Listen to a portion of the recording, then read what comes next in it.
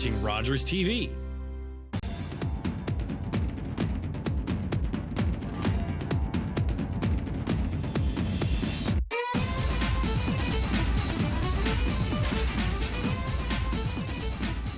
Welcome to another episode of Out of the Fog. I'm your host, Lori-Lydia Loveless. Tonight we have a very exciting show for you. We have Nadiia with Hey Jute Baskets, and then we have restaurateur and executive chef Todd Perrin with Rabble to talk about the restaurant industry this holiday season. It's an exciting show, so stay tuned.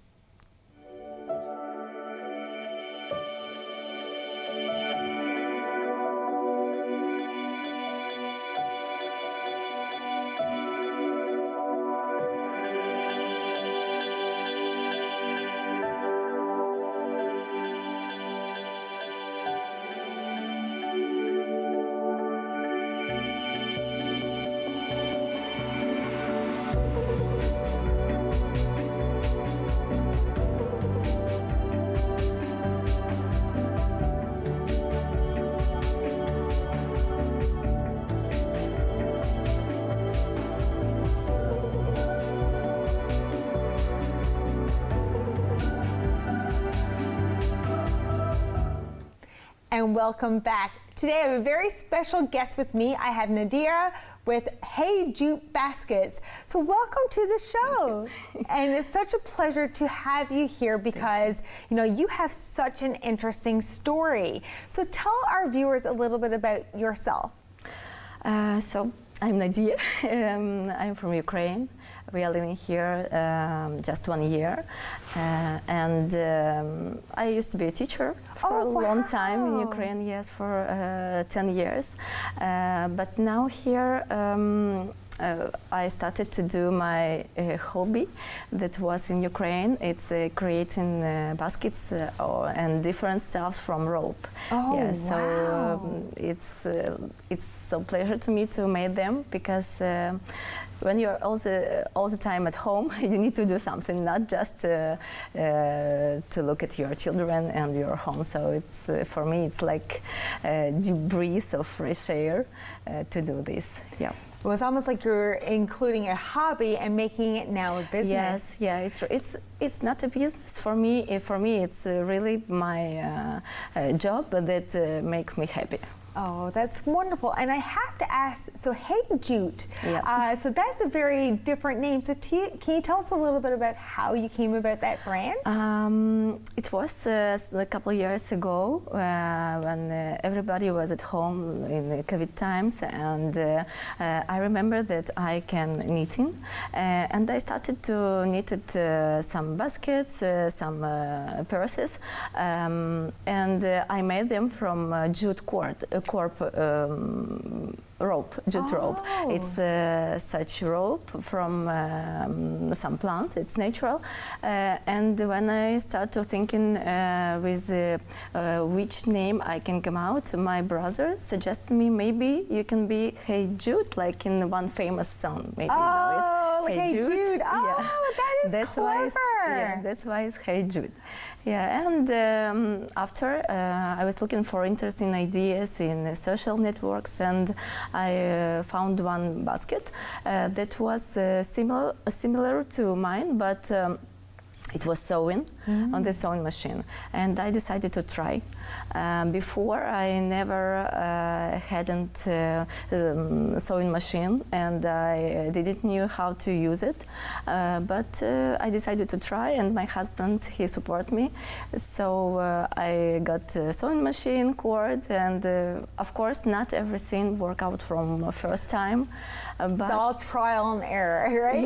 Yes, but every time it was better and better. So, and now you can see a lot of different shapes, different sizes of my baskets, and not only baskets. It's purses, small, bigger, placemats, coasters, and a lot of different products for your home to make your home more cozy and to fill it with warmth, with love. Oh, that's great. And so the rope that you, the Jute rope that you have, so can you get that locally or do you get that shipped in? It's local rope, and I always say that it's a basket that made from Canadian rope, but with Ukrainians. So, oh, yes, I love that. Yes. It's local, and I have been looking for a long time for a good quality rope, and I already found it. I ordered it from Ontario, and you can see a lot of small and bigger pieces from leather. It's from Ukraine. Oh, wow. And so, like, for example, I know that this is one of your bags, and it's absolutely beautiful. So can you walk us through, like, the process of how you make this from start to finish? Actually, I take my rope and I sew it like snail. At the first, like a snail, a small snail, bigger. And it's, if you will look at this type of basket, it's very tiny, small. You can use it like for jewelry or for some small stuff, for keys when you come home. It's more easier to sew it, but purse or bags, yeah, they are more difficult to sew because they need more time, more experience, and a lot of, if it will be square basket, it's need more time to sew it. So how long did this bag, like, or something around that size, take to usually to make? 4 or 5 hours. Oh, wow. Yeah, a lot of. But if I'm free, not busy with my family, with my loved ones, yes, I can do it for 4 or 5 hours. If I am free, if I am not so free, I'm busy with them, I can make it a few days. Oh, yes, wow. Was one part, and after inside there is a small bag, so I can separate some type of work for a couple of days. Yeah. And you can see, like you said, the heart and soul that goes into this, and the craftsmanship. So that's quite the skill to have. So how did you decide that this was something that you wanted to do, or what inspired you to do this? It's because, like I said, I was at home with my babies, and every time you want to do something, you want to be you want to be useful in this in my family. So I like to do this, so that's why maybe I still sometimes I feel maybe I need to stop. Maybe do too much at one time. Yes, but my husband, all the time he said me, no, you can, let's do it. So yeah, I'm very grateful for him, for his support. He seems super supportive and lovely, and yeah, you know, true. it seems like you make this into a family, and I love that. And I want to say that I'm very happy that people here they love my works, and people here are very kindly and friendship, very. They all the time they can help us with any questions, and they understand our situation. So yeah, we love everyone who are near with us. Oh, that's wonderful. And so do you do custom or personalized items if someone wants a specific color, or? Yes, I can make them in different colors, in different shapes. For this moment, I can't make personalization in it, but it's in my future plans. And like at these rainbows, it's I was going to say, this is absolutely beautiful. I have to oh wow, this is gorgeous. And look, they're beautiful. Yeah, for Christmas. It's for Christmas, yeah. And recently I became a mother for a second time, and congratulations. Thank you. And I was thinking about what can I do for my baby, and like every mother, I want to fill my baby's room with something cute, something warm, and I decided to make this type of decoration. It's a rainbow. You can use it in not just in a nursery room, but in your house. And now it's Christmas time, so yes, you can use it like ornament for Christmas tree. And here is. I was going to say, I wanted to see what those are. Oh, Yes, and lollipops. It's very cute. So sweet. And those are, like you said, they make amazing Christmas presents for anyone because they're so festive, but they're homemade and they're made with love. And really, absolutely with love, and it's unique. It's nothing extra, just it's traditional ornament like candy can, but it's really made with love and with warmth. And this, I want to say about this basket, it's my favorite. Yes, it's beautiful. I use it in the washroom for my jars with creams, with other cosmetics. Yeah, so you can use, of course, it like you want, but yeah, for me it's a perfect size. And it's not high, you can all the time see what do you want to take from it. So yeah, it's very comfortable. I was going to say, these baskets are good for storage, but they're good for, you know, even for decor in your home. So there's lots of use that you can do for that, for sure. Yeah, so what has the community in Newfoundland been for support and the outreach for you for your business? They can subscribe at my social media, at my pages on Instagram and Facebook, and everybody can ask me about shapes, about colors.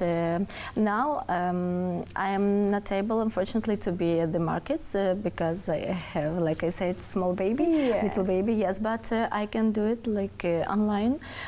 They can text me with what they want, and I will do it with love, and I will be happy to make some nice products for everybody.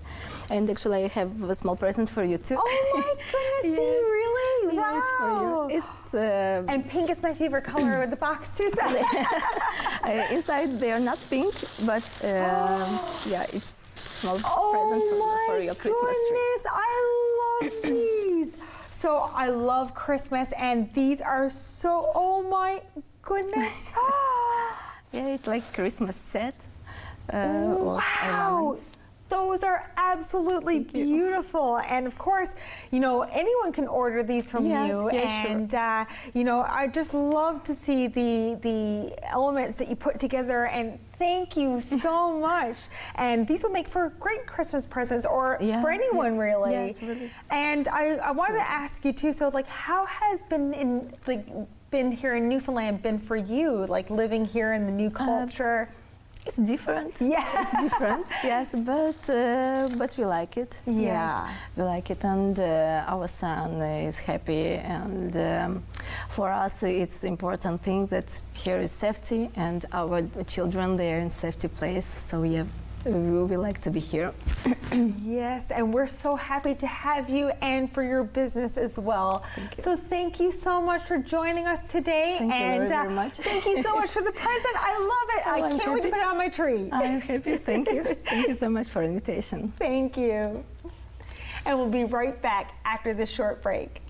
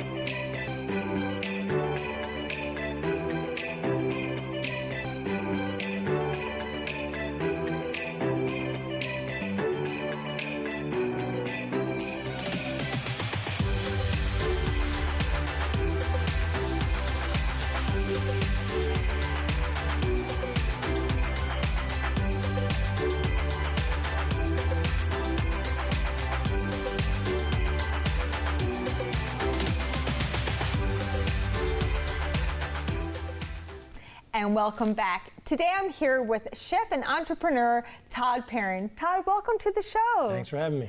Thanks so much for coming here, and of course we have a lot to talk about today in the restaurant industry. So here in Newfoundland, we've actually seen some closures of, some big restaurants, and so what do you feel is the primary cause for that?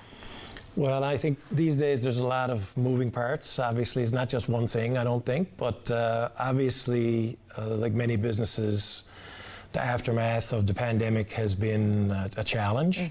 And, everybody is aware of the economic challenges and inflation and the cost of food and the cost of labor and all those things. The restaurant industry generally has always been a very difficult industry. Yes. But given some of the economic changes the last number of years, it's definitely gotten more difficult. But frankly, I think the biggest change is a kind of a cultural change, and people's habits have changed a lot through the pandemic, and how they eat and where they get their food and how they buy their food is really, really kind of shifted. So I think the restaurant industry is trying to catch up to what people are doing and how they're consuming food both inside and outside of their homes now. So it's definitely an adjustment that some restaurants are not able to make that easily. And is there like a trend that you see high seasons, low seasons for the industry? Like right now, for example, are you seeing more people coming to restaurants now, or are you seeing a little bit of a lull time? Well, outside of the summer, the business tends to drop off in a city like St. John's. Just the seasonality of travelers and the size of the city and stuff is a factor, and the demographics of the city and all that stuff. But again, a lot of it has to do with I think just the way people's habits changed. Through the pandemic, people don't go out as much as they used to. They're more comfortable staying at home. All of these delivery apps and stuff, it's very easy to get, a decent plate of food dropped off at your house. When I first started my career, 30 odd years ago, I moved back to St. John's in the late 90s. I remember we'd have a snowstorm, forecast. Our reservations would go up. Yes. People would get excited about, putting on their parka and mucking downtown and going out for a night, and people would be calling saying, "You better not be closing, we're coming out." These days, people cancel their reservations a week ahead of the snowstorm. So the way people behave has changed a lot. So a lot of us are really trying to figure out ways to kind of figure out what the new reality is for, how people interact with these spaces. So do you feel like, the presence of online, like DoorDash, Skip the Dishes, do you think that's taking away some business as well? It's changing business for sure. And I think some restaurants and some styles of restaurants are much more adaptable to that style of people eating. But, the restaurants that I have been involved with over the years, and others too, it's not really just about the food. Because what we're trying to sell is a more experiential thing. So it's the chair you're sitting on, it's the music you're listening to, it's the candle that's on your table, it's all of that stuff. And the food is kind of the lubricant of the whole thing. It's really about getting out with people and being together and enjoying all that. So I think we're in a moment where we as restaurateurs and society generally needs to decide if that's still the way we want to go out and eat. And I think the jury's kind of out on that in some places for sure. And so you're no stranger to this industry, and you just opened up a brand new restaurant. I did. So, yes. And how's that going? Yeah, good so far. We're pretty happy with what we've been doing. The team's strong, and myself and my partner Jen are working hard to try to deliver something different to the city. So we feel like we've gotten it a long ways towards what we envisioned before we started, but we're having the same challenges that the whole industry does, like outside the summer, just adjusting to that and figuring out what our hours are going to be like and how we manage all that stuff. But no, we're pleased with it so far. And Rabble, I have to ask, I love the name of the restaurant. So is there a unique story about how you came up with that name, or just something that? No, well, anybody who's ever started a business or started naming things is hard, right? Like to try to come up with something that kind of is catchy and is not too cumbersome.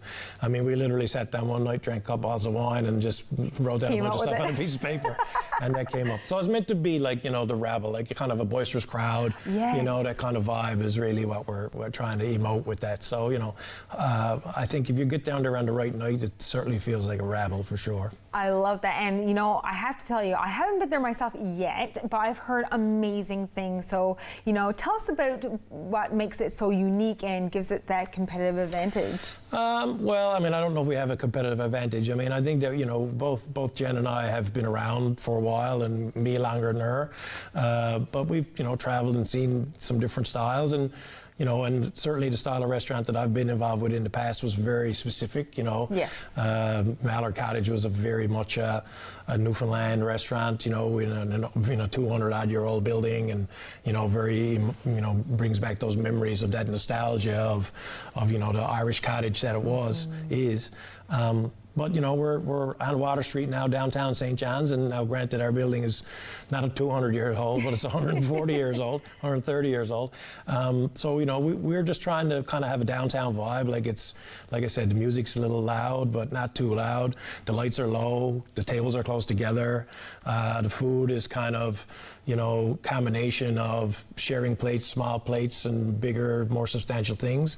But it's really like about the people, right? Mm-hmm. It's about the kind of bringing people together, sharing food, you know, and just kind of that whole atmosphere is really what we're trying to create. And like I said, I think on most nights we feel like we've done a decent job of that. Well, clearly, because like I said, I've heard only amazing things, and so I want to talk a little bit about your menu, so small plates and things like that. So tell us a little bit about what we can expect.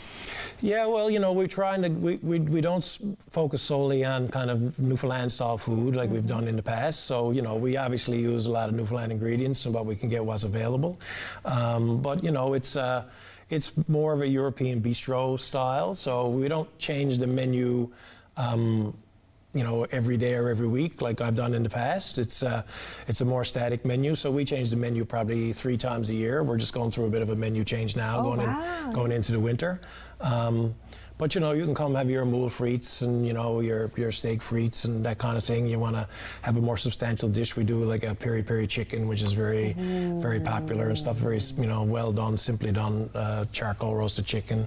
You know, and a lot of small veg dishes and, you know, things that are meant to be shared and some things you can have for yourself. So it evolves every day. I always have some features, you know, feature drinks and cocktails, and feature board with some specials of the day or the week. And like I said, the team is, a lot of the team has been working with me for a number of years now. So we're, you know, we have a good understanding of what we're trying to do. So it's going well in that regard. It seems like you really do have a great team, and, you know, and everyone's so respectful of you and they support you, and that's really great to see as well.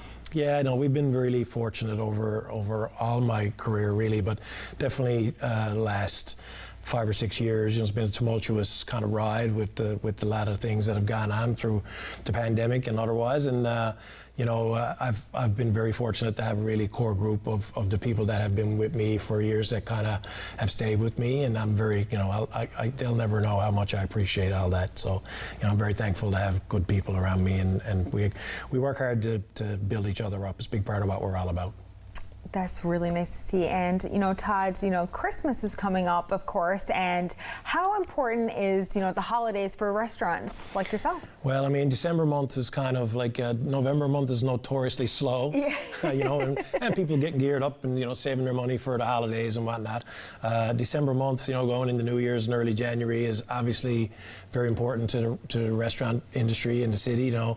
A lot of people home visiting, a lot of opportunity for people to get out and, you know, enjoy themselves and kind of celebrate. So it's the last big hope, you know, potential revenue push before, you know, the winter comes. And, you know, we tend to last 4 out of the last 5 years, we get a snowstorm on Valentine's Day. So seems to be the trend, isn't it? So it's not, you know, January, February, and March are pretty dark months for our business. So it's very important for people to get out and hopefully give us that little push to kind of help us kind of get through the harder part of the winter so that we're ready to go into spring. But you know, it's a fun time for us too. I mean, it's Christmas for us too, so yes. We like having the people around and, you know, the Christmas music a little bit in the restaurant, and, you know, it's a great time to see people that you don't see all year long, you know, people traveling home and whatnot. So I always love Christmas in the restaurant. It's always a lot of fun. I would say it's always so the atmosphere, and like you said, it's all about who you're with and the company and just the atmosphere. So it's always nice to see that as well. So the other thing I want to ask you is, like, leading up to Christmas, do you have any promos or specials going on, or are you just taking things as course goes? Yeah, I mean, our big thing, we push, obviously, we have, gift cards available, and, gift cards always a great stocking stuffer, so we kind of encourage people, if you like our restaurant, you've been there, like, get one of your friends to come who haven't been by seeding them with a gift card. Yes. But, good stocking stuffers. Great stocking stuffers. But, we extend our hours a bit, so we're open some days that we're not normally open and whatnot, and like I said, people can contact the restaurant and find out about all that stuff. But yeah, we're just kind of going to be there doing our thing and trying to keep it festive for the next few weeks, months, until, like I said, January comes, and then obviously people will get a little bit more tucked in their homes at that point. Yes, and how can people book with a reservation with you or learn more about your menus? Yeah, like everything now, the easiest way is to find us online. So we're on Instagram, Rabble_YYT. We don't have a website up and running yet, but if you Google us, we're all there, and you can find all the information and the phone number and the email and all that kind of stuff. So yeah, we're there. Give us a ring and we'll sort you out. Excellent. And I have to ask you one unrelated question, I guess, in a certain way. What is your favorite Christmas dish and why? All of them. Wow. You saved the doozy at the end. Obviously, Christmas dinner, like the whole Christmas dinner thing for me is a big deal. Yes. I've always enjoyed it. Been lucky to live in a big family that we've always done the big Christmas spread. So I always look forward to that. Now my daughter is a good cook, so she's started doing the Christmas dinner. Keep it in the family. Which I enjoy that a lot. So that's, I probably look forward to my Christmas Day dinner like everyone else. Me too. That's great. Well, thanks, Todd, so much for coming in the studio and talking to us today. Thanks for having me. And we'll be right back after this short break. Your opinion matters, and we want to hear from you. Get in touch with us using our viewer feedback line, your direct connection to shaping the shows you love. It's easy. Just grab your phone, scan the QR code on your screen, and take our quick survey. Share your thoughts, and let's make your viewing experience even better. Hi, Rabble. Yeah, it's Lori-Lydia from Out of the Fog. I want to make a reservation for myself and Curtis for a romantic Christmas dinner. Perfect. Thanks. See you then. Thank you so much to our guests this evening. First, we have Jute baskets, and then we want to thank Todd Perrin with Rabble Restaurants. Until next time, much love.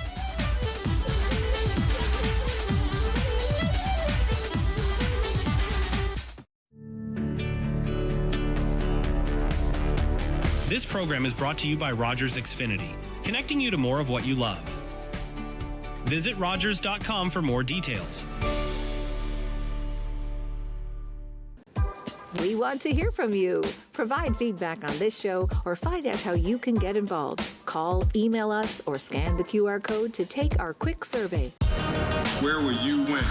The opening tip. We're under here is Prince. As we welcome a new era, where will you hear the story? Right to the rim with a slam dunk. Catch the highlights. Dive into tapes. Where will you be when? Right here. Raptors basketball. Nothing but Sportsnet. We invite you to play What My Line. Welcome, Mrs. Baker. Those folks over there need to guess your extraordinary occupation. Are you an entertainer, Mrs. Baker? Yes. Do people come to watch you, perform? Yes. Do you travel for work? Yes, I do. Do you ever wear a special type of costume? Yes. Is your job, physical? Yes, indeed. Are you a member of a team? Yes. Are you a professional baseball player? Yes, I am. Created during the Second World War, the All-American Girls Professional Baseball League included 68 Canadians. One of its brightest stars was my mother, Saskatchewan's Mary Bonnie Baker, a pioneer for women in sports. Summer days, summer nights, lots of things to do, places to go, and people to see. If you're having a few drinks, be sure to plan ahead and get home safely.